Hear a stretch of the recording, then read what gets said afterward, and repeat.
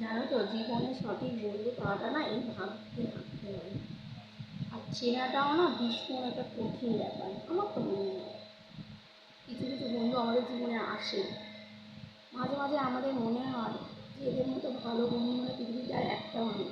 ভীষণ ভালো, তাদের ব্যবহার কথাবার্তা তোমাকে এমন একটা মানে আমাদের চিন্তাভাবনাটাই পাল্টে দেয়, ভীষণ ভালো। কিন্তু কথা হয়েছে বলো, বন্ধু চেনা যায় বিপদে। যখন তোমার বিপদ আসবে, অর্থের প্রয়োজন হবে, ব্যাস, যদি সে ভালো বন্ধু হবে, প্রকৃত বন্ধু হবে, তোমার বিপদ থেকে কখনো পালিয়ে যাবে?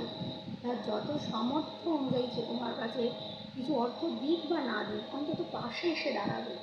কিন্তু না, সে যদি প্রকৃত বন্ধু না হয়, সে বিপদ থেকে ছুটে পালিয়ে যাবে, তোমাকে সামনাসামনি দেখা হলে কথা পর্যন্ত বলবে না, মনে মনে ভয় পায় যে যদি টাকা পয়সা চায়, আর যাই ওদের বন্ধু বলা যায় না। বন্ধু নামে না এটা কলঙ্ক একটা।